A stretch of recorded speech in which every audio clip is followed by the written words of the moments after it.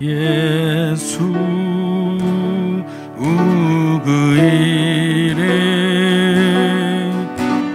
나는 말할 수 없네. 그 이름 속에 있는 비밀을, 그 이름 속에 있는 사랑을, 그 사랑을 말할 수 없어서 그 풍부함 표현 못해서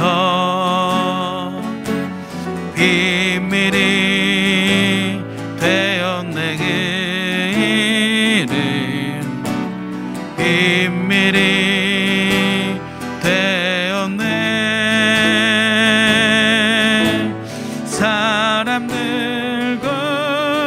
이름 건축자에 버린 돌처럼 버렸지만 내 마음에 새겨진 이름은 아름다운 보석. 내게 있는 귀한 비밀이라 내 마음에 숨겨진 기쁨. 예수 그 이름 나는 말할 수 없네. 예수 그 이름, 예수 그 이름 나는 말할 수 없네. 그 이름 속에 있는 비밀을, 그 이름 속에 있는 사랑을, 그 사랑을 말할 수 없어서 그 풍부함 표현 못해서 비밀이 되었네. 그 이름 비밀이 되었네. 사람들 그 이름 건축자에 버린 돌처럼 버렸지만 내 마음에 새겨진 이름은 아름다운 보석. 내게 있는 귀한 비밀이라 내 마음에 숨겨진 기쁨. 예수 그 이름 나는 말할 수 없네. 그 이름의 비밀을, 그 이름의 비밀을,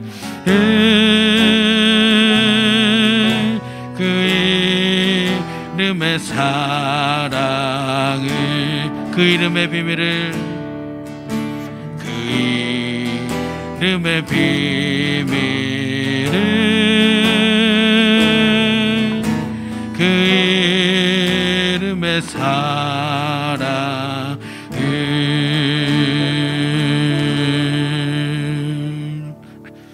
참 좋으신 사랑의 하나님 감사드립니다. 오늘도 이 예배의 자리로 불러주심을 감사드립니다. 주님의 사랑을 우리의 언어로 얼마나 표현할 수 있을까요? 모든 생명을 다해서 우리를 사랑해 주신 주님의 그 사랑, 변함없이 지금도 부어주시는 그 사랑을 오늘 예배를 통해 우리가 찬양하고 기도하고 말씀 듣는 이 시간을 통해서 다시 한번 마음에 새길 수 있도록 인도하여 주시옵소서. 이 시간이 하나님께, 주님께 마음껏 감사하는 시간이 되도록 함께하여 주시옵소서. 오직 주님만을 드높이고 주님만 영광 받으시는 시간이 되도록 우리를 만나 주시옵소서. 감사드립니다. 예수님의 이름으로 기도드립니다. 아멘. 우리 서로 바라보시면서 인사하시겠습니다. 가정에서 영상으로 예배드리시는 우리 성도님들도 함께 인사하시겠습니다. 성령 충만하시기 바랍니다.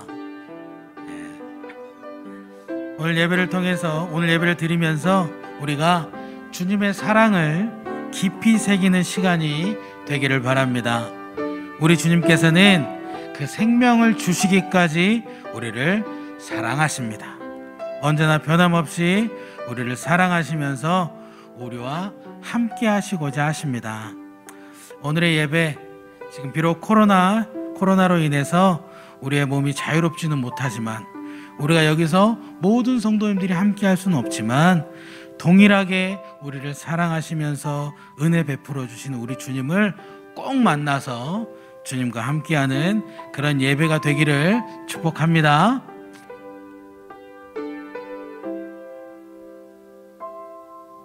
나 표현 못해도 나 표현하리라. 다 고백 못해도 나 고백하리라. 다 할 수 없어도 나 알아가리라. 다 닮지 못해도 나 닮아가리라. 다 표현 못해도 나 표현하리라. 다 고백 못해도 나 고백하리라.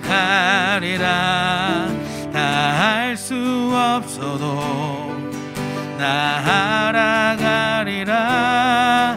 다 닮지 못해도 나 닮아가리라. 그 사랑 얼마나 아름다운지,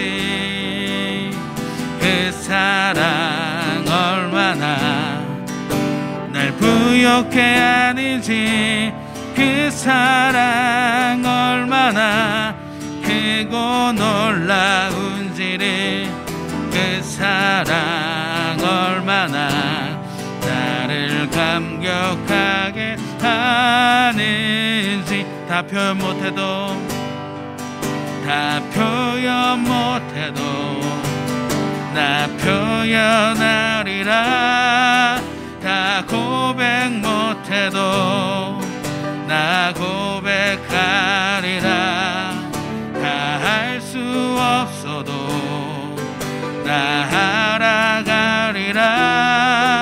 다 닮지 못해도 나 닮아가리라. 다 표현 못해도 나 표현하리라. 다 고백 못해도 나 고백하리라. 다 할 수 없어도 나 알아가리라.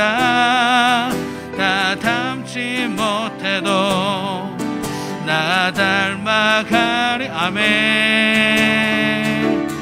그 사랑 얼마나 아름다운지, 그 사랑 얼마나 날 부욕해 하는지, 그 사랑 얼마나 크고 놀라운지를, 그 사랑 얼마나 나를 감격하게 하는, 그 사랑 얼마나 아름다운지, 그 사랑 얼마나 아름다운지, 그 사랑 얼마나 날 부욕해 하는지, 그 사랑 얼마나 크고 놀라운 시리 그 사랑 얼마나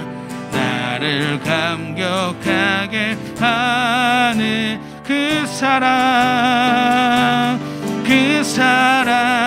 얼마나 아름다운지 그 사랑 얼마나 날 부욕해 하는지 그 사랑 얼마나 크고 놀라운지 그 사랑 얼마나 나를 감격하게 하는지.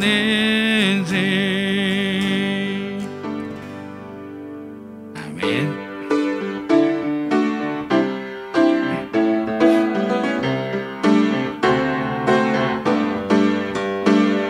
문들아 머리 들어라 들릴지어다 영원한 문들아 영광의 왕 들어가시도록 영광의 왕 들어가시. 좀 더 빨리 갈게요. 문들아 머리 들어라 들릴지어다 영원한 문들아 영광의 왕 들어가시도록 영광의 왕 들어가시. 문들아 머리 들어라 문들아 머리 들어라 들릴지어다 영원한 문들아 영광의 왕 들어가시도록 영광의 왕 들어가신다. 영광의 왕이시뇨 강하고 능하신 아멘 전쟁에 능하신 주시라 다 찬양 위대하신 왕 왕께 만세 왕께 만세 당신은 영광의 왕이라 다 찬양 위대하신. 문들아 머리 들어라 문들아 머리 들어라 들릴지어다 영원한 문들아 영광의 왕 들어가시도록 영광의 왕 들어가시. 영광의 왕 니시뇨 영광의 왕 니시뇨 강하고 능하신 주로다 전쟁에 능하신 주시라 다 찬양 위대하신 왕 왕께 만세 왕께 만세 당신은 영광의 왕이라 다 찬양 위대. 왕께 만세 왕께 만세 왕께 만세 당신은 영광의 왕이라 다 찬양 위대하신 왕. 변찬님 주님의 사랑과 거룩한 보혈의 공로를 우리 다 찬양을 합시다. 주님을 만나볼 때까지 예수님 우리를 깨끗게 하시는 주시니 그의 피 우리를 눈보다 더 희게 하셨네. 우리를 깨끗게 한 피는 무궁한 생명의 물일새 생명의 구원을 받은 자 하나님 찬양을 합시다. 예수님 우리를 깨끗게 하시는 주시니 아멘. 그의 피 우리를 눈보다 더히게 하셨네. 주님의 깨끗한 보혈을 날마다 입으로 간증해 담대히 싸우며 나가세. 천국에 들어갈 때까지 예수는 우리를 깨끗게 하시는 주시니 그의 피 우리를 눈보다 더히게 하셨네. 십자가 단단히 붙잡고 날마다 이기며 나가세. 머리에 면류관 쓰고서 주 앞에 찬양할 때까지 예수는 우리를 깨끗게 하시는 주시니 그의 피 우리를 눈보다 더히게 하셨네. 예수는 우리를 깨끗게 하시는 주시니 그의 피 우리를 눈보다 더히게 하셨네. 정결한 맘 주시옵소서. 오 주님, 정직한 영을 새롭게 하소서.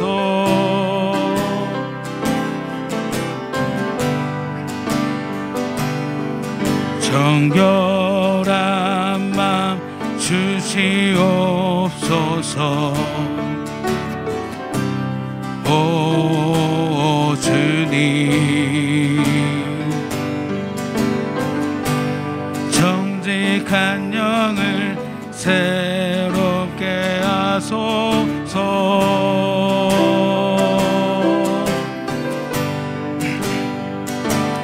나를 주님 앞에서 멀리 하지 마시고 주의 성령을 거두지 마옵소서.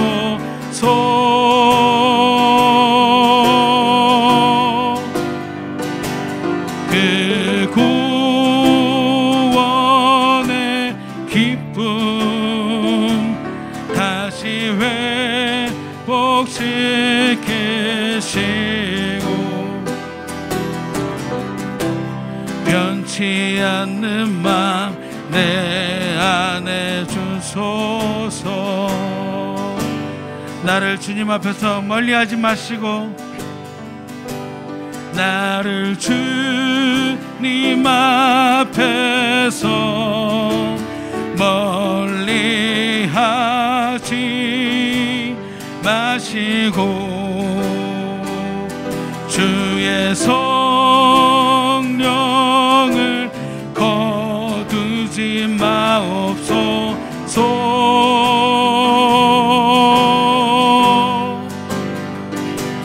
그 구원의 기쁨 다시 회복시키시고 변치 않는 맘 내 안에 주소서. 우리 시간 함께 기도하시겠습니다. 우리 주님을 만나기 위해서 언제나 우리를 주님 앞에 우리가 정결함을 잃지 않는 그런 삶을 살겠다고 기도하시겠습니다. 주님 앞에 나오려면, 주님을 만나려면 우리가 주님 앞에 정결해야 합니다. 우리가 아버지께서 보실 때 깨끗한 자가 되어야 주님을 볼 수 있습니다. 우리가 항상 주를 보고 주님의 말씀을 보고 주님과 함께함으로 주님을 기쁘시게 하는 삶을 살 수 있도록 더 내 마음을 정결하게, 하나님 앞에서 정결하게 그렇게 사는 삶을 살겠다고 우리 시간 함께 기도하시겠습니다. 아버지 하나님 감사드립니다. 하나님을 만나기 위하여서, 주님을 만나기 위하여서 내 마음을 아버지 앞에 내려놓을 수 있도록 인도하여 주시옵소서. 아버지 하나님으로 말미암아, 주님으로 말미암아, 예수 그리스도로 말미암아, 성령의 역사로 말미암아 더 정결한 마음을 가질 수 있도록 인도하여 주시고, 그렇게 정결하게 되어서 하나님을 보고 하나님을 만나고 아버지의 음성을 듣는 그런 삶을 살아갈 수 있도록 인도하여 주시옵소서. 아버지 하나님을 더 만나길 원합니다. 아버지의 음성을 더 듣게 되길 원합니다. 그렇게 하나님과 동행하는 삶을 살게 되길 원합니다. 우리의 삶을 통하여서 하나님을 기쁘시게 할 수 있게 되길 원하오니 아버지 하나님, 주를 만날 수 있도록 더 아버지 앞에 정결한 자, 깨끗한 자, 마음이 깨끗한 자가 될 수 있도록 인도하여 주시옵소서. 우리의 삶이 온전히 아버지 하나님께 드린 삶이 될 수 있도록 하나님 붙잡아 주시고, 하나님 인도하여 주시고, 우리의 마음이 더 정결해질 수 있도록 우리를 붙잡아 주시고, 우리 영을 새롭게 하여 주시옵소서. 우리에게서 멀리 떠나가지 마시옵고, 우리를 보고 있는 그 시선을 거두지 말아 주시옵소서. 그리하여 하나님으로 말미암아, 주님으로 말미암아, 예수 그리스도로 말미암아 다시 한번 하나님께 합당한 자가 될 수 있게 되길 원하오니 아버지 하나님 함께하여 주시고, 우리가 이 예배를 통하여 더 주님 앞에 나올 수 있게 하여 주시고, 아버지 앞에서 우리가 정말 하나님께서 원하시는 그런 마음을 가질 수 있도록 인도하여 주시옵소서. 이 시간 고개를 들어 주님을 봅니다. 아버지를 봅니다. 아버지를 만나기 위하여서 하나님, 우리가 이 자리에 지금 앉아있고 우리가 아버지 앞에 기도하고 있습니다. 우리가 아버지 앞에 정말 찬양하며 나아가고 있습니다. 아버지 하나님, 우리를 찾아와 주시고 우리를 만나 주시고 우리 곁에서 아버지의 음성을 들려 주시옵소서.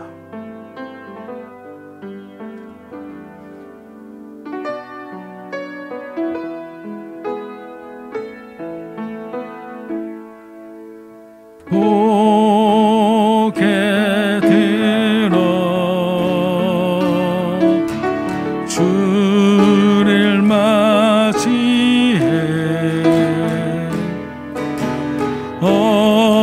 엎드려 경배하며 찬양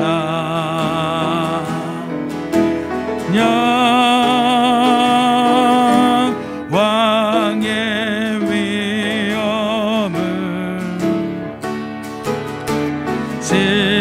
신령과 진정한 찬양으로 영광 돌려 만왕에. 이 시간 우리 주님을 초대하는 마음으로 다시 한번 찬양했습니다. 고개 들어 이 예배 자리에 찾아와 주시옵소서. 주를 맞이해 이 예배를 통해 우리를 만나 주시옵소서. 엎드려 경배하며 찬양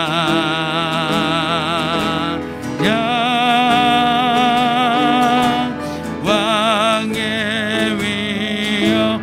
이 예배를 통해 우리에게 아버지의 음성을 들려주시옵소서.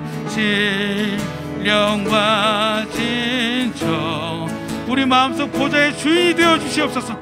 찬양으로 영광 돌려 만왕의 왕께 고개 들어 고개 들어 주를 맞이해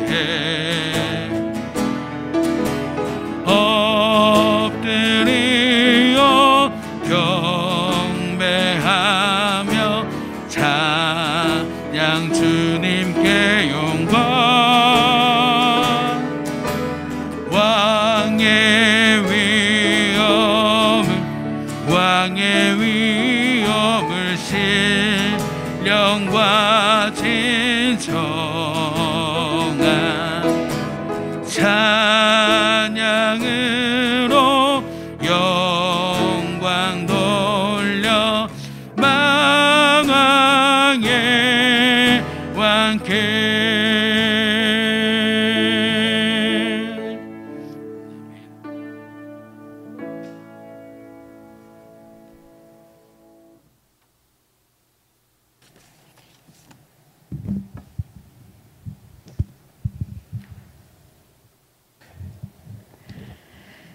사랑과 은혜가 풍성하신 하나님 아버지 감사합니다. 매일매일 살아감이 하나님의 은혜가 아니고서는 살아갈 수 없음을 요즘 너무도 실감하는 때입니다. 진정되는 듯 하던 코로나 바이러스가 요즘 갑자기 더 빨리 확산되어 이번 주부터는 거리두기 단계가 더 높아지고 예배도 모여서 드릴 수가 없고 비대면 온라인으로 드려야 합니다. 이 시간 온라인상으로 주님을 만나기 위해 이 자리에 나온 지체들을 축복하시고 이 시간 온전히 주님께만 집중하는 시간 되기를 원합니다. 하느님 아버지, 이 코로나로 인해서 우리의 삶이 너무도 많이 변하고 또 힘들어하는 사람들이 너무도 많습니다. 직장을 잃고 힘들어하는 지체들이 있습니다. 직장을 구하지 못해서 안타까워하는 지체들도 있습니다. 사업장 운영하는 지체들이 코로나로 인해서 길이 막혀 이러지도 저러지도 못하고 발만 동동 구르는 어려움에 처한 지체들도 있습니다. 하나님 아버지, 이들을 불쌍하게 여겨주시옵소서. 이들을 흔들리지 않게 붙들어 주시고 이 모든 어려움을 해결할 수 있는 길을 열어주시고 능력을 주시옵소서. 어려운 가운데 오직 주님만을 의지하며 주님이 주신 지혜로 이 어려움을 잘 극복할 수 있도록 도와주시옵소서. 하루빨리 코로나 바이러스가 소멸되어 정상적인 생활을 할 수 있도록 주님 도와주시옵소서. 다 같이 모여서 하나님을 예배하고 찬양하며 또 우리 교육부서 어린아이들이 서로 만나서 하나님 말씀을 들을 수 있는 날이 하루속히 올 수 있도록 도와주시옵소서. 하나님, 육체의 연약함으로 병중에 있는 지체들을 찾아가 위로하여 주시고 회복시켜 주시옵소서. 또 마음을 다쳐서 힘들어하는 지체들을 손잡아 일으켜 세워주시옵소서. 군대에 가 있는 우리 아들들을 하나님 기억하셔서 건강하고 안전하게 지켜주시고 그 기간 동안 믿음을 잃지 않고 잘 훈련되어 귀한 하나님의 일꾼들이 될 수 있도록 축복하옵소서. 하나님 아버지, 날씨가 너무 덥습니다. 장마에, 폭염에, 물난리에 힘들어하는 사람들이 너무 많습니다.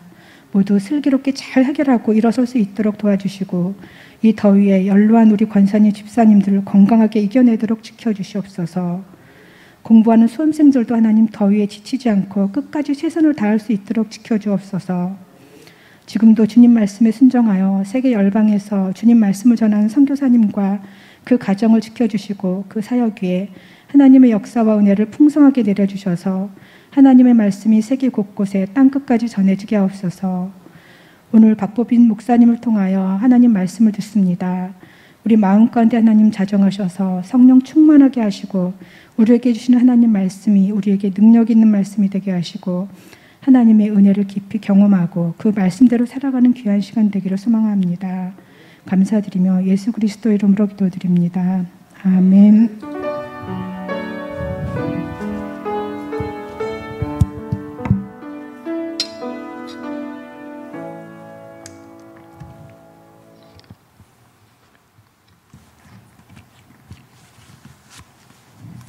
네, 말씀 보도록 하겠습니다. 오늘 우리에게 주시는 하나님의 말씀은 구약성경 창세기 15장 13절에서 14절 말씀입니다. 창세기 15장 13절에서 14절까지 말씀을 함께 받도록 하겠습니다. 창세기 15장 13절 14절 말씀 한 목소리로 함께 읽겠습니다. 여호와께서 아브라함에게 이르시되 너는 반드시 알라 내 자손이 이방에서 객이 되어 그들을 섬기겠고 그들은 400년 동안 내 자손을 괴롭히리니 그들이 섬기는 나라를 내가 징벌할지며 그 후에 내 자손이 큰 재물을 이끌고 나오리라. 아멘. 네. 우리 좌우 바라보시면서 한번 축복하겠습니다. 오늘도 주님의 예배를 기대합시다 라고 축복하겠습니다. 오늘 주님의 은혜를 기대합시다. 네. 제가 사역을 하다 보니까 자꾸 칭의를 잃어버리고 성화만을 강조 또 강요하고 있는 제 모습을 발견할 때가 있습니다. 그래서 성화만을 자꾸 강조하다 보니까 어떤 일이 벌어지냐면 성도님들과 또 청년들에게 위로하고 괜찮습니다, 괜찮아 이렇게 얘기하면 참 좋은데 자꾸 성화를 강조하다 보니까 약간 야단치는 듯한 또는 나무라는 듯한 설교를 하고 있는 것 같은 저를 발견할 때가 있습니다. 특별히 청년들 사이에서 많이 제가 그러는 것 같은데, 성화의 앞 단계는 항상 칭의가 있어야 하고 칭의로부터 성화의 삶을 살도록 이끌어야 하는데, 제가 하는 설교는 아직 여전히 부족한지 그게 잘 안 되고 있는 것 같습니다.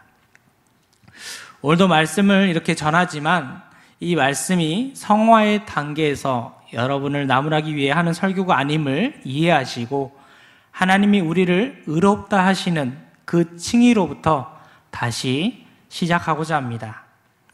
예수님께서 우리를 의롭다 하신 것은 너무나 감사한데 우리는 매번 교회에 올 때마다 그것만을 부르짖으며 그렇게 나아간다면 도대체 우리 믿음의 진보는 언제쯤 진보할 수 있는 걸까요? 칭의로부터 한 걸음도 나아가지 못하고 여전히 교회에 올 때마다 나는 죄인이고 여전히 주님의 위로가 필요하며 싸매어 주시는 하나님만 찾게 된다면 도대체 우리는 하나님의 의를 닮아가는 생명의 성령의 법을 따라가는 그러한 실천의 사람들의 모습으로 언제쯤 바뀔 수 있는 걸까요? 또 이렇게 시작하고 보니까 자꾸 제가 책망하는 것 같은 그런 느낌이 드는데 절대 아님을 이해하시고 들어주시기 바랍니다. 칭의로부터 시작해서 성화의 단계까지 가는 과정 속에서 저와 여러분이 이 말씀을 잘 받으시고 이 말씀을 통해서 우리 모두가 하루하루를 승리하시는 삶 되시기를 축원합니다. 좋은 삶이라는 또 좋은 믿음이라는 이러한 제목으로 제가 정해봤는데요. 좋은 삶이라는 표제어가 먼저 있다고 해보겠습니다. 이 좋은 삶에 어떤 수식어를, 어떤 첨가어를 가지고 꾸밀 건데요. 제가 두 가지를 드릴 겁니다. 두 단어를 드릴 텐데 이 좋은 삶이라는 이 표제어에 어떤 단어를 붙일 것인지 각자 스스로 마음속으로 결정해 보시기 바랍니다.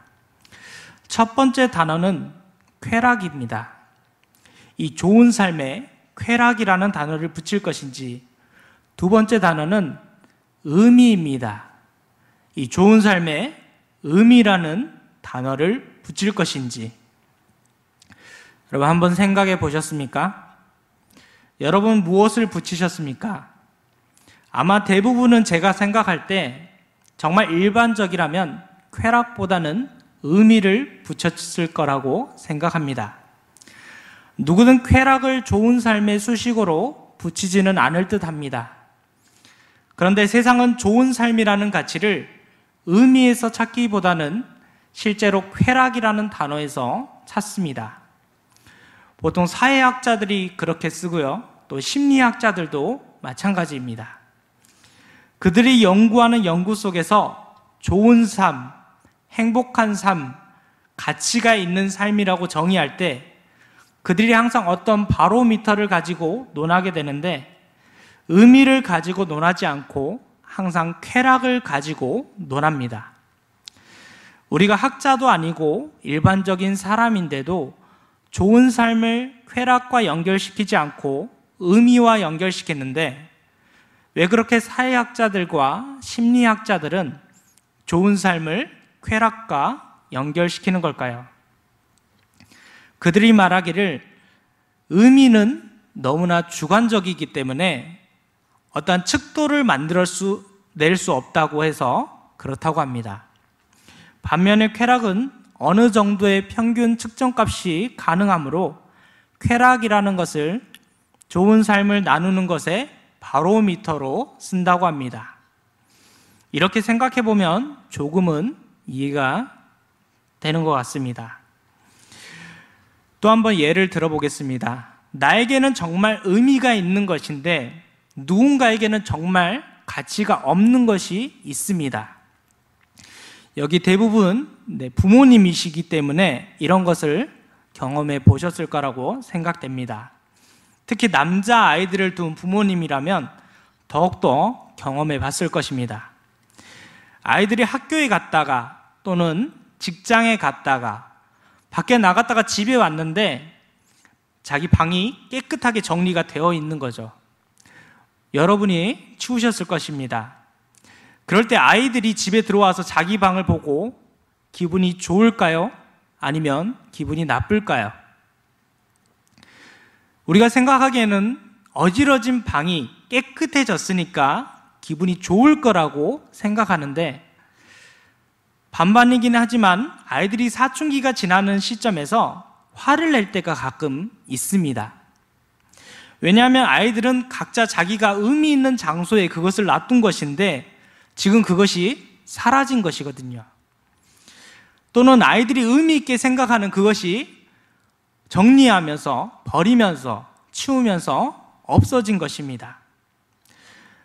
왜냐하면 그 방을 치우는 부모님의 입장에서는 그 장소에 의미가 없거나 그 물건 자체가 의미가 없기 때문에 그것을 깨끗하게 한다고 치워버린 것이죠. 하지만 아이들은 그것을 의미 있게 두었기 때문에 그것이 그 자리에 보이지 않으면 찾게 되고 불안해하고 어색해합니다. 부모님에게는 의미가 없어 치우거나 버리게 된 그것들로 인해서 아이들과 싸우는 일이 비일비재하게 생겨납니다. 그래서 의미라는 것을 가지고 좋은 삶을 학문적으로 이렇게 논하기 어렵습니다. 그래서 사람들이 쾌락을 가지고 좋은 삶을 논하는 것입니다. 각자의 의미가 다 다르기 때문입니다. 이 쾌락으로 좋은 삶을 논하는 세상이 되다 보니까 요즘 기독교 안에서도 믿음 안에도 자꾸 무슨 생각을 하게 되냐면 의미의 실현이 좋은 삶이다라고 생각하지 않고 쾌락의 실현이 좋은 삶이다라는 생각을 점점 더 하게 되는 것 같습니다. 그런데 이 좋은 삶이라는 단어를 이제 좋은 믿음으로 바꾸어 보겠습니다. 좋은 믿음을 쾌락의 실현과 의미의 실현 둘 중에 여러분은 무엇으로 가져다 대고 싶으십니까? 쾌락의 실현이 좋은 믿음일까요? 아니면 의미의 실현이 좋은 믿음일까요? 아마 여기 계신 분들 대부분은 의미의 실현이 좋은 믿음입니다 라고 대답할 겁니다. 그럼 제가 한 가지 더 묻겠습니다. 참으로 여러분의 기도는 쾌락의 실현이 아니라 의미의 실현 쪽으로 맞추어져 있습니까? 조금 다르게 설명해 보자면 쾌락의 실현, 소비와 소유로 말미암아 이루어지는 틀 속에서 소비와 소유의 가치 속에서 쾌락의 실현을 좋은 믿음이라고 생각하고 좋은 믿음을 이루는 척도라고 생각하며 살아가고 있지는 않습니까? 아이들이 좋은 대학에 가는 것 어떻습니까? 좋은 직장을 가는 것 어떨까요? 또 좋은 배우자를 만나고 좋은 집을 사고 좋은 차를 타는 것, 나에게 좀 더 많은 연봉과 좀 더 많은 누릴 수 있는 것이 있는 것, 그리고 그렇게 기도할 때마다 이루어지게 간절히 구하는 나의 삶, 이 소유와 소비의 프레임 속에서 이루어지는 쾌락의 실현이 마치 오늘 우리의 믿음의 척도인 것처럼 우리가 살아가고 있지는 않습니까? 그리고 더 놀라운 것은 내 기도의 전부가 의미의 실현보다는 내 삶의 쾌락의 실현에 가치를 두고 우리의 기도가 이루어지고 있지는 않은지 돌아보시기 바랍니다. 의미의 실현을 또 다른 말로 바꾸면 관계와 경험의 프레임 속에서 이루어진다고 보여집니다. 관계와 경험의 프레임 속에서 이루어지는 이 의미의 실현이 좋은 믿음이라고 표현한다면 이렇게 되는 겁니다. 하나님과 나는 지금 오늘 어떤 관계에 있는가? 그 관계에 있는 하나님과 나는 오늘 어떻게 동행하는 삶을 살았는가? 그것으로 나는 어떤 하나님과의 경험을 쌓아 올리고 있으며 어떻게 하면 내가 하나님을 더 기쁘게 하기 위해서 하나님을 더 잘 경험하기 위해서 기도하고 바라며 살아가고 있는가?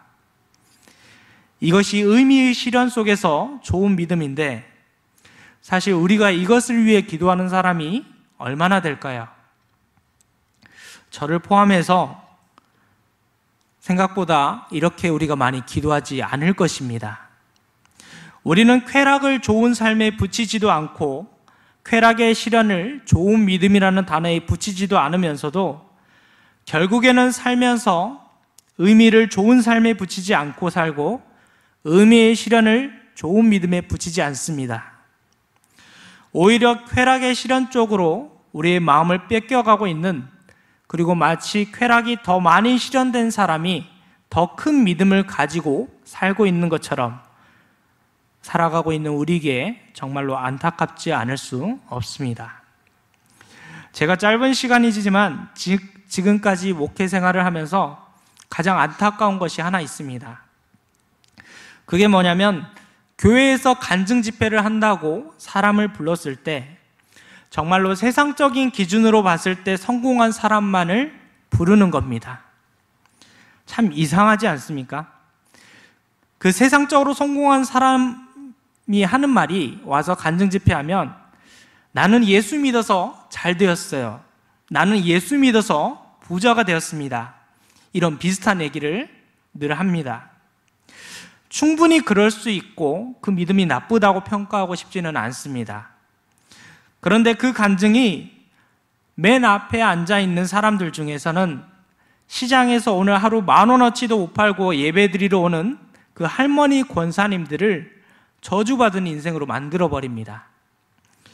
자기는 축복받았으니까, 쾌락의 실현을 나는 이만큼 했으니까 나는 하나님께 복받았습니다, 내 믿음의 삶은 축복받은 삶입니다, 내 삶은 좋은 삶이고 좋은 믿음입니다 라고 이렇게 누군가 앞에서 간증을 하게 된다면, 그 속에서 쾌락의 실현으로부터 멀리 떨어져 있지만 오늘 여전히 그 어려운 삶 속에서도 어떻게 하면 의미의 실현으로 하나님과 가까이 하고 싶고 하나님을 경험하고 싶어서 다른 것 다 내어버리고 예배하러 나오는 그 할머니 권사님들을 저주받은 인생으로 만들어버린다고 하는 것입니다.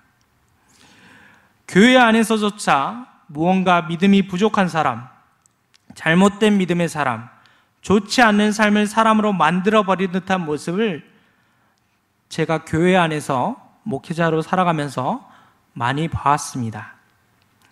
그런데 과연 저와 여러분이 동일하게 그런 상황을 비난할 수 있느냐 하는 것입니다.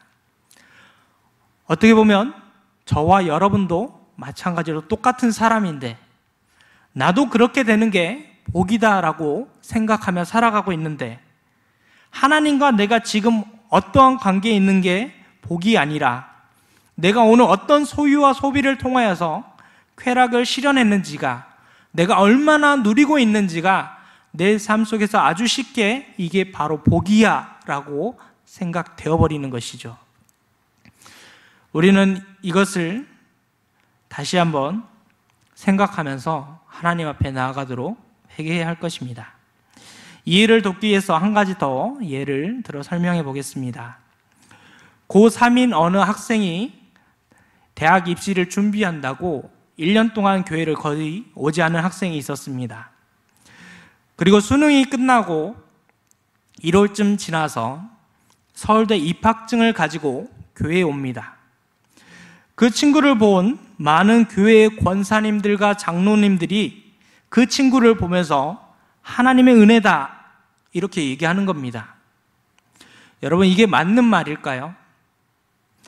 그렇게 얘기하는 순간 52주 동안 한 주도 빠지지 않고 고3인데도 불구하고 교회 와서 예배드리고 기도하고 무릎 꿇고 봉사하며 그렇게 1년 동안 지냈지만 대학은 떨어져서 재수할 수밖에 없는 그 친구를 너무나 비참하게 만들어 버립니다. 믿음의 가치를 완전히 엉뚱한 곳에 두게 만들어 버리는 것입니다. 세상이 그렇게 이야기한다면 이해라도 할 것 같습니다. 세상 사람들이 그 상황을 그렇게 하면 이해하겠지만 예수 잘 믿는다고 하는 사람들이 교회에서 20년, 30년 믿음 생활하고 교회에서 믿음의 본이 되어야 하는 그러한 믿음의 선배이신 권사님들, 장로님들이 그렇게 얘기한다는 게 너무나 안타까울 뿐입니다. 그런데 우리가 그 사람들을 비난할 수 있을까요? 저와 여러분도 똑같은 시각으로 살고 있지 않습니까? 오늘도 하나님께 기도하자고 하면 우리 중 누군가는, 어쩌면 아니 대부분은, 어쩌면 전부 다는 쾌락의 실현의 기도에 초점이 맞춰 있어서 어떻게 하면 내가 더 안정적으로 살 수 있을까? 어떻게 하면 내 쾌락이 소유와 소비를 통해서 실현될 수 있을까에 관심을 두고 있는 모습이 우리의 모습이지 않을까요? 오늘 창세기 15장 13절에 14절의 말씀을 다시 한번 보고자 합니다. 한 번 더 13절과 14절을 읽어보겠습니다. 여호와께서 아브라함에게 이르시되 너는 반드시 알라. 내 자손이 이방에서 객이 되어 그들을 섬기겠고 그들은 400년 동안 내 자손을 괴롭히리니 그들이 섬기는 나라를 내가 징벌할지며 그 후에 내 자손이 큰 재물을 이끌고 나오리라.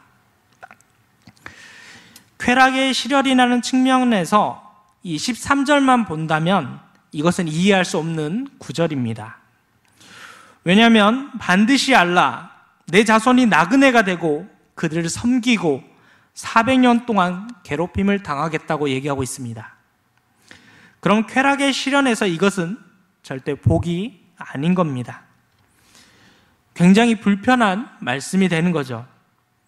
이게 불편한 말씀이기 때문에 이 말씀을 보는 사람들이 이렇게만 된다고 한다면 이건 쾌락의 실현이 아니잖아, 복이 아니네라고 생각을 합니다. 그럼 이게 왜 이렇게 됐을까라고 하는 근거를 찾게 되는데 그 근거를 11절과 12절에서 찾습니다. 자, 11절과 12절 읽어보겠습니다. 솔개가 그 사체 위에 내릴 때는 아브라함이 쫓았더라. 해질 때 아브라함에게 깊은 잠이 임하고 큰 흑암과 두려움이 그에게 임하였더니, 사람들이 13절의 말씀을 쾌락의 실현에서 본다면 하나님의 저주라고 생각하는 겁니다. 하나님의 저주라고 생각하는 순간 왜 저주받았는지 이유를 찾다가 이 12절에서 이렇게 찾습니다. 아브라함에게 깊은 잠이 임했다고 했는데 아브라함이 졸았다고 생각하는 겁니다. 여러분, 아브라함이 졸아서 이렇게 된 게 저주입니까? 또 하나 어떤 신학자들은 10절의 말씀을 보고 새는 쪼개지 않고 목만 꺾었다는 것을 보며 이렇게 얘기합니다. 새도 쪼갰어야 했는데 새를 쪼개지 않아서 하나님이 진노하셨어 라고 말합니다. 쾌락의 실현이라는 프레임에서 본다면 이 말씀이 이해가 안 되니까 엉뚱한 해석학을 이렇게 갖다 대는 것입니다. 그러면서 이상한 근거를 찾아 이렇게 얘기하는 것이죠. 아브라함이 졸아서 그래. 하나님께 예배하고 있는데 존다는 게 말이 돼? 예배 방법이 틀려서 그래 라고 이렇게 해석하려고 든다는 것입니다. 그런데 참으로 이것은 절대 그렇지 않는 말씀입니다.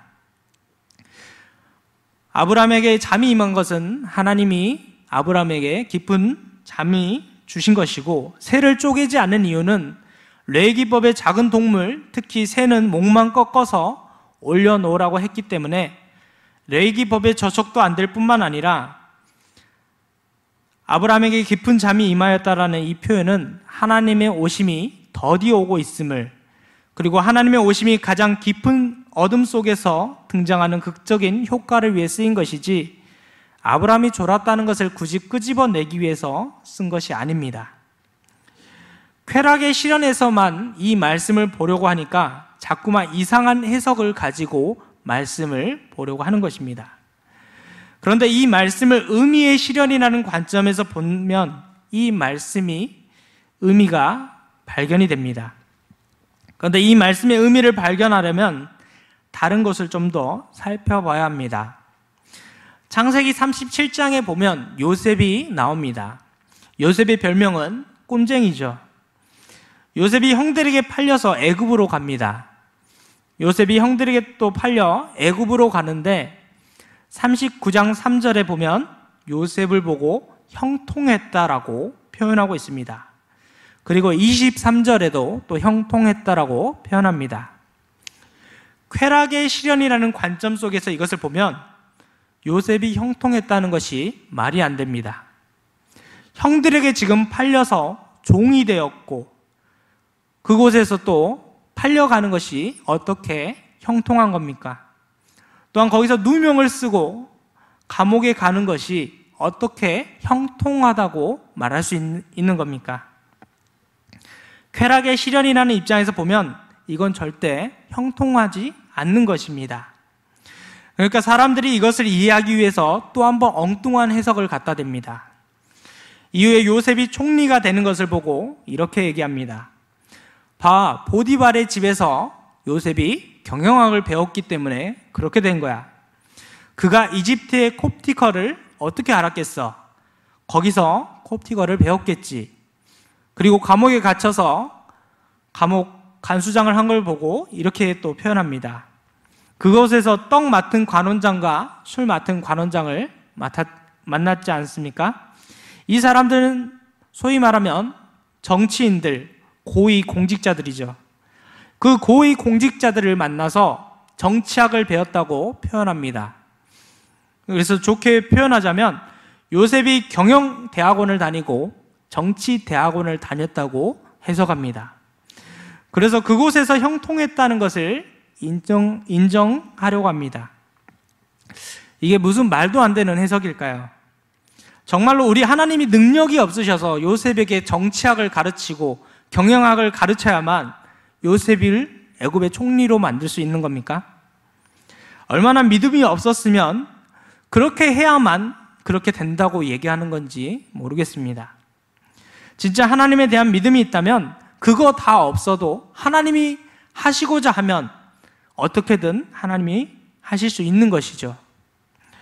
그런데 무엇인가 인간적인 답을 찾기를 사람들이 원하는 겁니다. 쾌락의 시련이라는 아주 인간적인 소유와 소부의 프레임만을 가지고 이 말씀을 보니까 종으로 팔려간 그곳에서 형통했다는 말이 이해가 안 됩니다. 그리고 감옥에 갇혀서 형통했다는 말도 이해가 될 수 없는 거죠.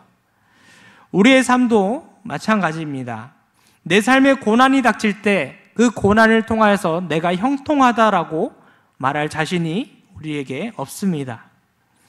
왜냐하면 우리의 삶도 자꾸 소유와 소비의 프레임 속에서 보고 우리의 삶을 자꾸 쾌락의 시련이라는 그 가치관 안에서 생각하게 되다 보니까 내가 누리고 내가 쾌락의 시련을 이루어야만 내가 좋은 믿음을 가진 거야, 내가 하나님께 복 받은 거야 라고 이렇게 생각을 하는 게 되는 것입니다. 내 삶에 오는 고난을 통해서 이게 하나님의 형통이야, 하나님의 섭리야 라고 인정할 수가 없는 것이죠. 그래서 우리가 기껏 형통이라고 하면서 인정하는 정도가 내려놓음입니다. 왜 내려놓습니까? 이거 내려놓고 더 좋은 것을 집기 위해서 내려놓는 거 아닙니까? 우리가 기껏 한다고 노력하는 것이 이거 내려놓으면, 이거 하나님께 드리면 하나님이 더 좋은 거 주실 거야, 하나님이 더 풍성하게 채워주실 거야 라고 생각하고 우리가 내려놓지 않습니까? 여러분 혹시 야바이라고 들어보셨습니까? 하나 놓고 하나 먹기, 또 하나 놓고 두 개 먹기, 이런 야바이가 이런 것인데 우리가 하나님과 이렇게 살고 있지는 않은지 돌아봐야 합니다. 우리가 하나님께 야바이 하듯이 하나님 이거 내려놓을 테니까 다른 것 주세요, 더 좋은 것 주세요 라고 이렇게 하는 건 아닌지 돌아봐야 할 것입니다. 그렇게 해서 결국 우리의 마음의 쾌락의 시련이 그 프레임 속에 갇혀서 이거를 내려놓는 거를 의미의 시련이라고 생각하고 있지는 않은지, 사실 그 내려놓음이라는 책을 쓰신 선교사님은 그 내려놓음 그 자체가 하나님과의 관계 속에서 의미 실현인데, 우리는 그 책을 보면서 무슨 생각을 하냐면 이거 내려놓으면 더 큰 거 주시겠지, 더 나은 거 주시겠지, 더 좋게 되게 하시겠지라고 생각을 하게 되는 겁니다. 여러분, 한 가지 더 질문해 보겠습니다. 아주 커다란 이러한 돌이 있습니다. 정말 두 손으로 가득 채워야 잡아야만 들 수 있는 돌이 있다고 한번 생각해 보십시오. 이런 큰 돌이 들고 가고 있는데 진짜 주먹만한 금덩어리를 발견했습니다. 여러분, 어떻게 하시겠습니까? 네, 반응이 없는 걸 보니 금보기를 다 돌같이 하시는 분이신가 봅니다. 네, 자, 금을 봤는데 지금 내 손에는 이러한 큰 바위만한 돌을 들고 가고 있습니다. 이러한 손이 지금 이렇게 되어 있기 때문에 바닥에 있는 금덩어리를 들고 있는 상황에서는 주울 수 없는 거죠. 그럼 우리가 어떻게 해야 될까요? 이 돌을 버려야겠죠. 네. 근데 혹시 우리 중에 이렇게 말하는 사람 없을까요? 자, 이 돌을 내려놓습니다, 하나님. 네. 이게 말이 되는 프레임이 아니겠죠. 어떻게 돌을 내려놓고 하찮은 금을 제가 짚는다고 표현할 수 있을까요?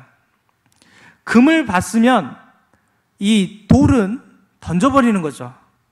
내가 들고 있는 것을 던지는 것입니다. 그런데 우리가 그렇게 잘 안 됩니다. 쾌락의 시련의 프레임 속에서 이 의미의 시련을 다 잊어버리고 돌도 가지고 있지만 금도 줍고 싶은, 두 가지 다 취하고 싶은 그러한 마음들이 우리 안에 있습니다. 뭔가 내가 하나님께 대단한 투자를 하고 그 투자로부터 주고받기 놀이를 하려는 우리의 믿음이, 우리의 마음이 우리 안에 자리 잡고 있습니다. 그런데 우리가 그러한 믿음으로 산다고 한다면 오늘 이 말씀도 이해하기가 어려울 겁니다.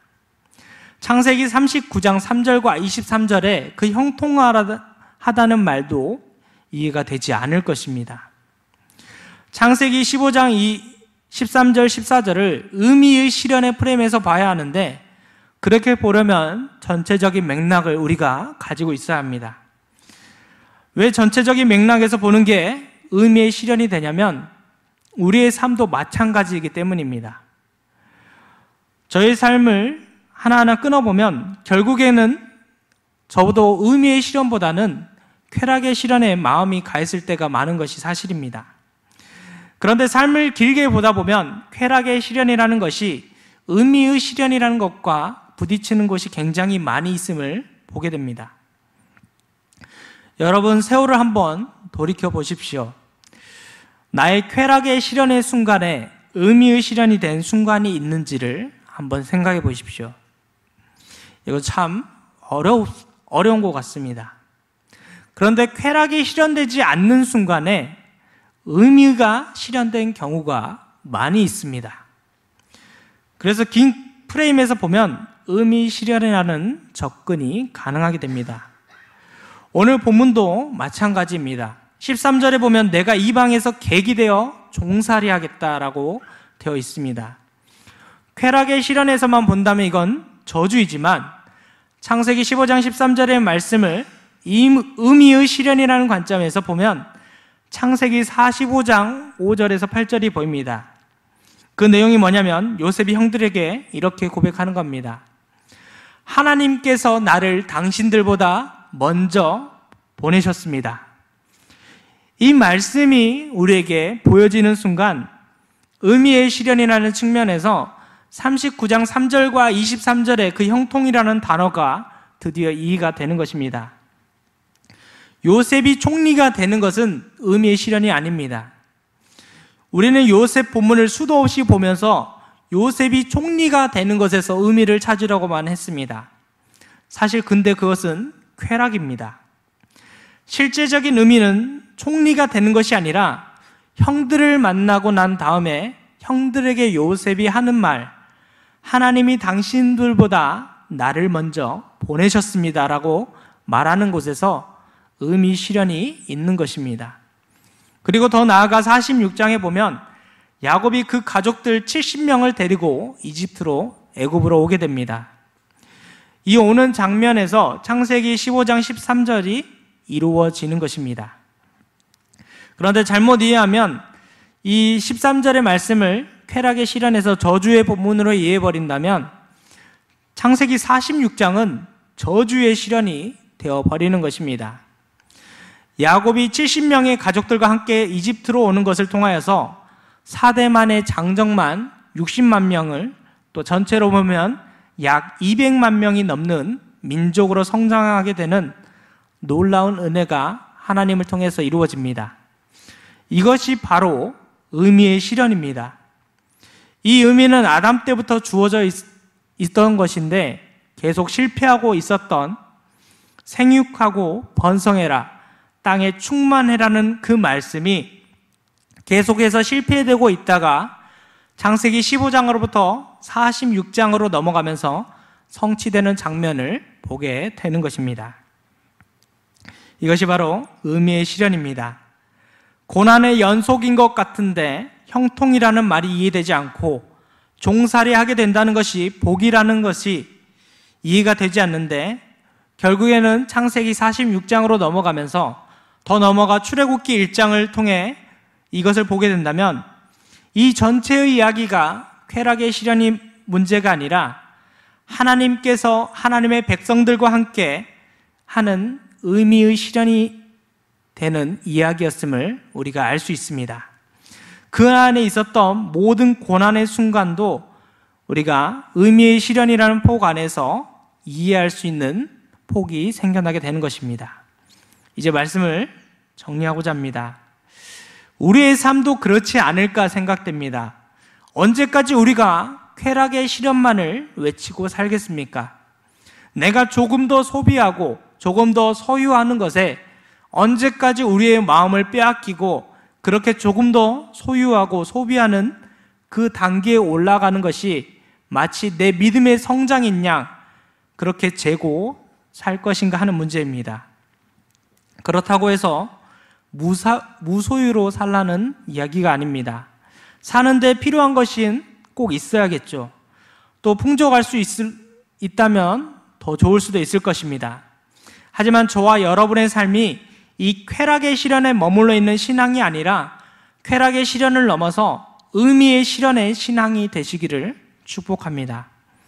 그래서 의미의 실현으로 우리의 삶을 되돌아볼 때 하나님께서 나의 삶에 어떻게 동행해 오셨는지, 하나님의 그 동행의 순간들 속에서 하나님과 나는 어떤 관계로 있었는지, 오늘 나는 하나님을 어떻게 고백하고 있으며 하나님은 오늘 나를 어떻게 부르고 계시는지, 이러한 의미의 실현이라는 맥락 속에서 하나님과 동행하는 저와 여러분의 삶이 되시기를 간절히 바랍니다. 이것이 진짜 좋은 믿음이지 않을까요? 물론 좋은 믿음이라는 가치를 어디에 두어야 하는지 모르겠습니다만 이 쾌락의 실현으로 우리의 믿음을 가치를 두는 이상 우리는 세상으로부터 늘 공격받고 세상으로부터 손가락질 받는 사람들이 될 수밖에 없을 것입니다. 이번 한 주만이라도 믿음 안에서 의미의 실현을 외치고 하나님과의 관계를 되짚어보고 하나님을 나는 어떻게 고백하고 있는지, 하나님은 지금 나를 어떻게 부르고 계시는 건지 관계와 경험의 프레임 안에서 믿음을 다시 점검해보는 저와 여러분이 되시기를 축복합니다.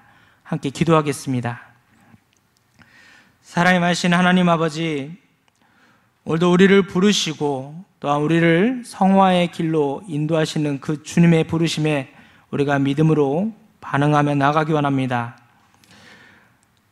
세상은 쾌락의 실현을 외치고 더욱더 많이 가진 사람이 성공한 것이라고 외치고 있지만 우리는 그러한 쾌락의 실현을 이제는 내려놓고 의미의 실현으로 나아가기 원합니다.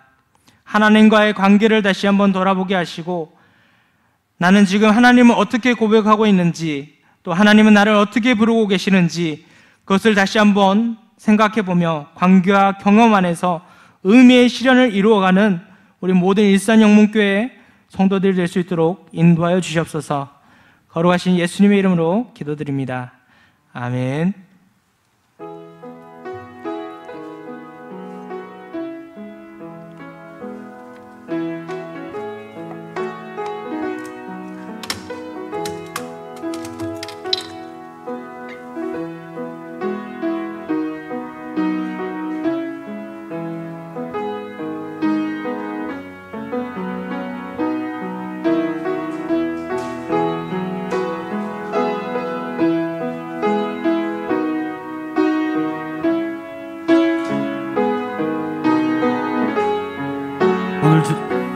오늘 주신 말씀 생각하시면서 함께 찬양하시겠습니다. 혹시 찬양이 생소하실지라도 말씀 생각하시고 가사를 생각하시면서 함께 찬양하시겠습니다.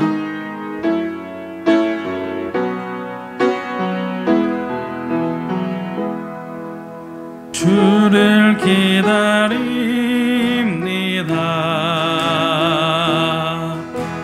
주를 기다립니다.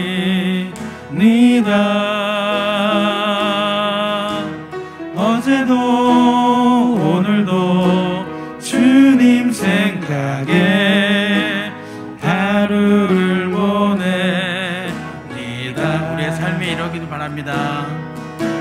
주님 다시 오실 때 나를 알아주시리. 주님의 사랑에 품에 안겨서 영원히 함께 하리. 어두운 세상에 등불을 들고서 주의 오심을 나 기다립니다. 나의 이름을 주님 부르실 때 광명한 그곳 나 들어가겠네. 주만 사랑합니다. 주만 사랑합니다. 세상의 모든 것 헛된 것이라 주만 사랑합니다. 어두운 세상에 등불을 들고서 어두운 세상에 등불을 들고서 주의 오심을 나 기다립니다. 나의 이름을 주님 부르실 때 광명한 그곳 나 들어가겠네. 주만 사랑합니다. 주만 사랑합니다. 세상의 모든 것 헛된 것이라 주만 사랑합니다. 우리 시간 함께 기도하시겠습니다. 오늘 주신 말씀 생각하시면서 함께 기도하시겠습니다. 하나님과의 관계를 되짚어 보면서 믿음을 계속 점검하며 살아가는 우리가 되게 해달라고 기도하시겠습니다. 삶의 의미를 쫓는 자들이 되게 하여 주시라고 기도하시겠습니다. 그렇게 하나님과 점점 더 가까이 함께하는 삶을 살아가는 우리가 되게 해달라고 우리 시간 함께 기도하시겠습니다. 아버지 하나님 감사드립니다. 정말 주님을 기다립니다. 하나님 만나는 것을 소망합니다. 하나님의 음성을 듣기를 하나님 기대합니다.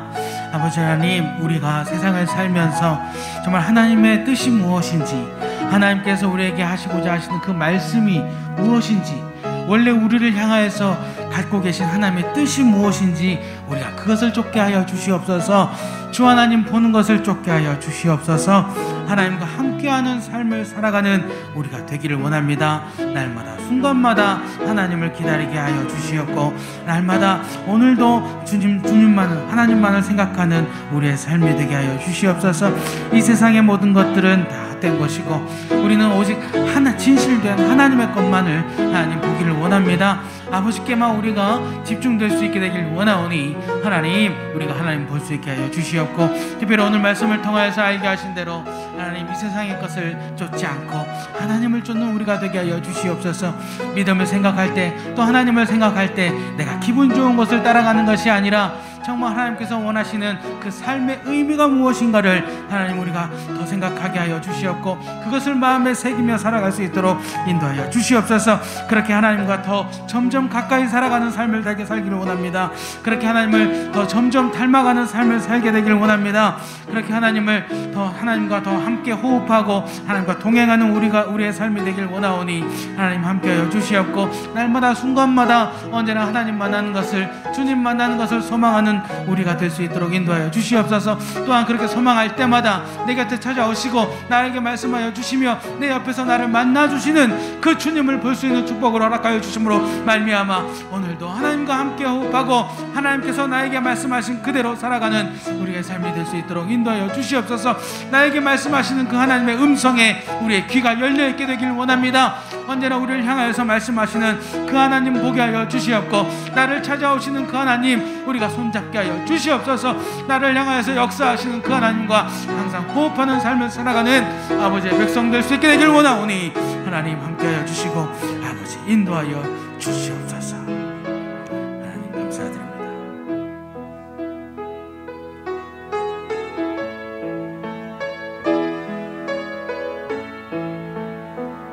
외로울 때 주님의 얼굴 보라, 평화의 주님 바라보아라. 세상에서 시달린 친구들아, 위로의 주님 바라보아라. 눈을 들어 주를 보러 내 모든 염려 주께 맡겨라.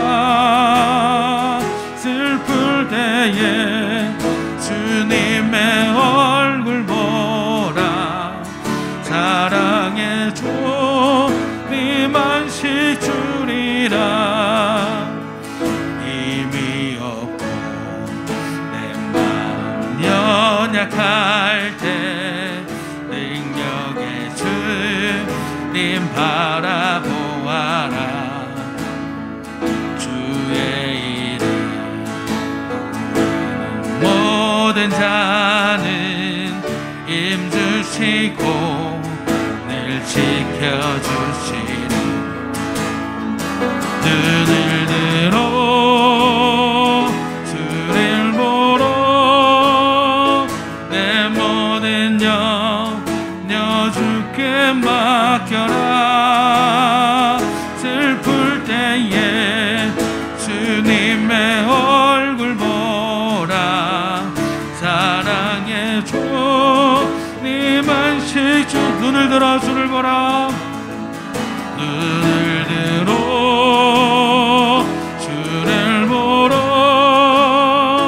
내 모든 염려 주께 맡겨라. 슬플 때에 주님의 얼굴 보라. 사랑의 주님 안식 주리라. 우리 이 시간에는 우리 교우들을 위해서 또 우리 다음 세대를 위해서 함께 기도하시겠습니다.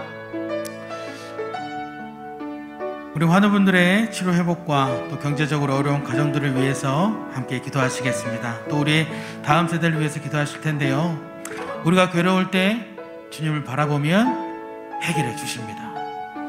우리를 위로해 주십니다. 우리가 주님의 이름을 부르면 주님께서 우리에게 힘주시며 우리를 지켜주십니다.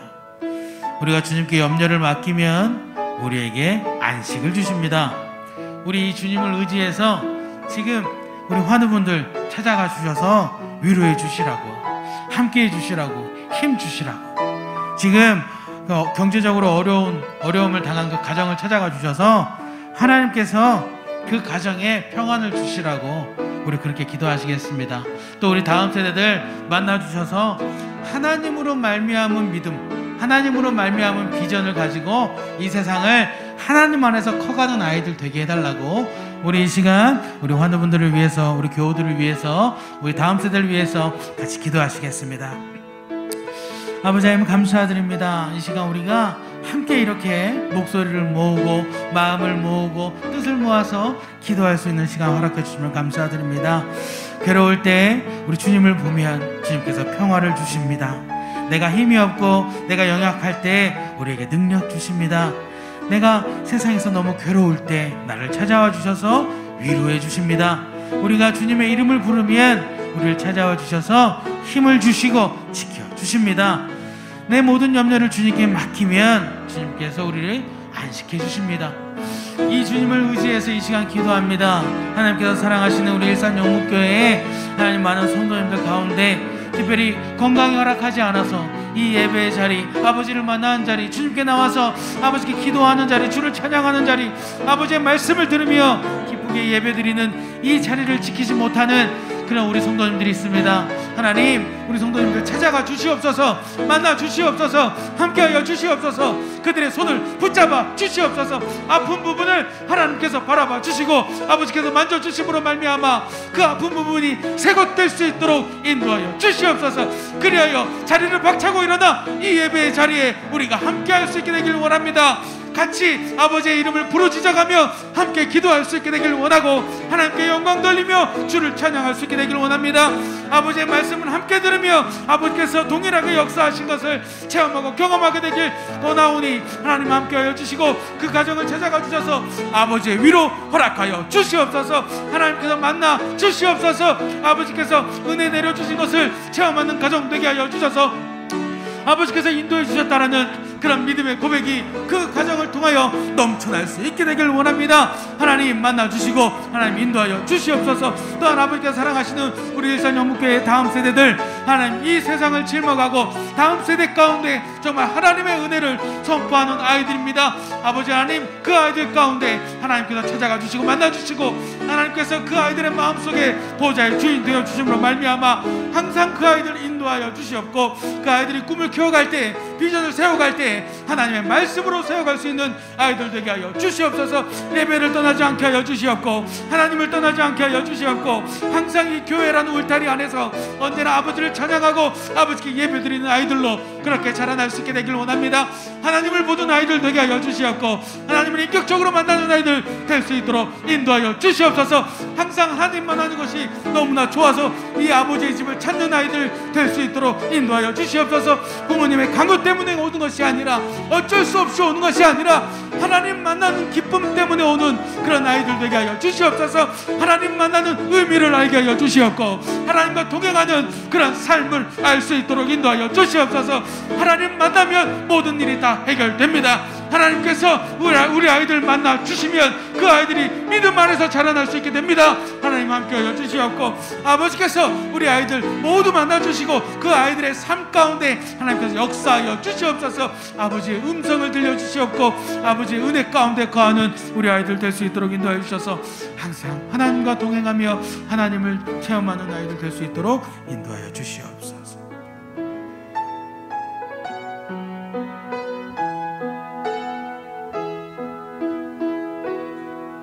두 손 들고 찬양합니다. 다시 오실 왕 여호와께 오직 주만이 나를 다스리. 두 손 들고 찬양합니다. 두 손 들고 찬양합니다. 다시 오실 왕 여호와께 오직 주만이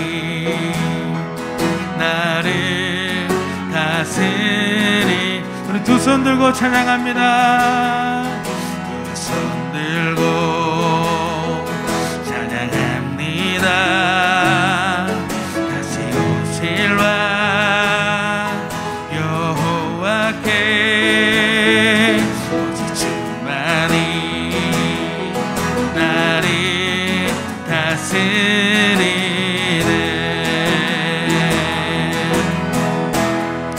나 주님만을 섬기리. 아멘. 헛된 마음 버리고 성령이여 내 영혼 충만하게 하소서. 나 주님만을 섬기리. 나 주님만을 섬기리. 헛된 마음 버리고 성령이여 내 영혼 충만하게 나 주님만을 섬기겠습니다. 나 주님만을 아멘. 헛된 마음 버리고 성령이여 내 영혼 충만하게 하소서. 주님 앞에 내 생명 드리. 주님 앞에 주님 앞에 내 생명 드리. 주님 앞에 주님 앞에 내 생명 드리리라. 우리 시간 우리 교회와 또 우리 나라를 위해서 함께 기도하시겠습니다. 우리 교회 안에 온전한 회복이 이루어져서 우리 교회 예배를 통해 이 나라에 하나님의 다스림이 임할 수 있도록 해주시라고 우리 그렇게 기도하시겠습니다. 또 우리 나라 안에 하나님을 통한 회복이 이루어져서 우리 나라가 하나님만을 섬기는 나라가 되게 해주시라고, 성령 충만한 나라, 성령의 역사가 넘치는 나라가 되게 해달라고 함께 그렇게 기도 드리시겠습니다. 무엇보다 이 모든 일에 우리를, 나를 사용해 주시라고, 하나님께서 우리를 이 일에 부르실 때 우리가 감사합니다, 순종합니다 하면서 아멘 하면서 하나님께서 부르실 때 그렇게 나갈 수 있게 해달라고 우리 이 시간 기도하시겠습니다. 우리 교회와 우리 나라를 위해서 하나님 역사하여 주시옵고 아버지께서 온전히 회복하여 주시옵소서. 이 시간 함께 기도하시겠습니다. 아버지 하나님 감사드립니다. 우리가 하나님께 의지할 수 있도록 인도하여 주심을 감사드립니다. 지금 상황은 상당히 어렵고 상당히 처음 겪는 상황입니다. 아버지 하나님, 이제 코로나 단계가 더 올라갔고 참 우리는 더 모일 수가 없고 예배 드리기가 참 어려워졌습니다. 하나님, 이럴 때 우리는 하나님을 의지합니다. 이럴 때 우리가 아버지 하나님의 이름을 부르짖습니다. 우리가 두 손 들고 아버지께 기도합니다. 하나님, 이 시간 아버지 앞에 기도하오니 하나님께서 우리의 교회의 이 모든 예배를 하나님 회복되게 하여 주시옵소서.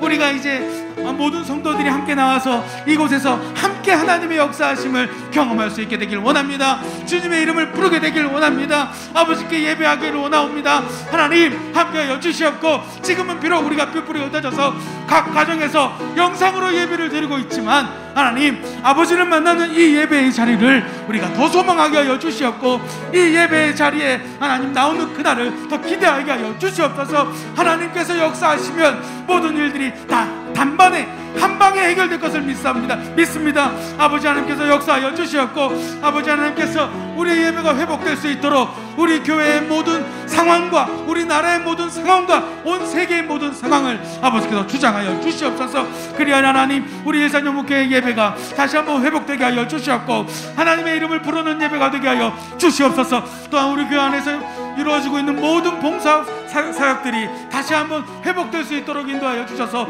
희망을 찾는 사람들, 또 OK 사역 이 모든 것이 하나님 눈치를 보지 않고 정말 하나님의 사랑이 전달되는 그런 하나님 봉사활동이 될 수 있도록 인도하여 주시옵소서.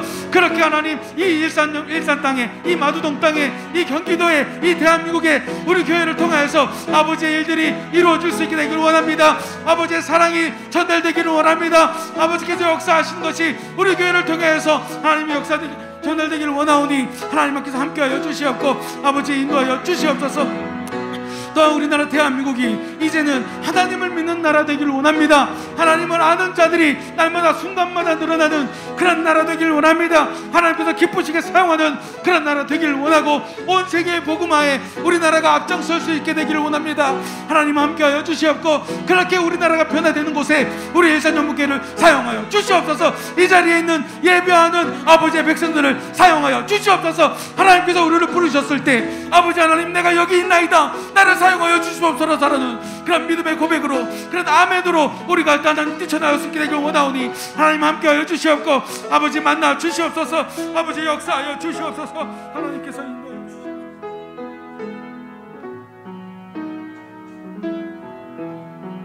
거룩하신 아버지 하나님 감사합니다.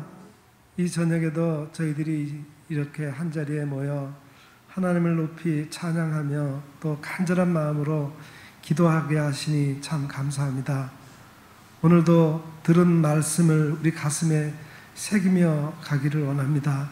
아버지 하나님, 좋은 삶, 좋은 믿음이라고 하는 것이 쾌락의 실현이 목적이 아니라 의미의 실현의 틀에서 우리가 좋은 삶, 좋은 믿음을 평가할 수 있게 해 주시되, 우리가 아무리 현실적인 어려움 가운데 있더라도 그 어려움을 통해서 도리어 하나님과의 관계가 새로워지고 또 하나님과의 새로운 만남의 경험을 통해서 우리의 믿음이 더욱더 풍성해질 수 있도록 주님 인도해 주시옵소서. 그래서 하나님의 뜻을 우리 마음에 담아 그 뜻을 이 땅에 실현해 나갈 수 있는 귀한 도구로 쓰임받게 도와주시옵소서. 오 하나님, 우리가 이 저녁에 합심해서 드린 모든 기도의 제목들을 하나님께서 들으시고 응답해 주시되 정말 날마다 하나님과 동행하며 하나님의 뜻을 이루는 그러한 기도의 응답이 되게 해 주시옵소서. 이제는 우리 구주 예수 그리스도의 은혜와 하나님 우리 아버지의 놀라우신 사랑하심과 성령님의 감화, 감동, 위로, 교통, 충만하심의 역사가 오늘 하나님을 찬양하며 간절히 기도하고 돌아가는 여기 머리 숙인 주의 거룩한 백성들 위에와 또한 가정에서 이 예배에 함께 동참하며 함께 예배드린 모든 성도들 위해 이제로부터 영원 무궁토록 함께 하옵시기를 간절히 축원하옵나이다. 아멘.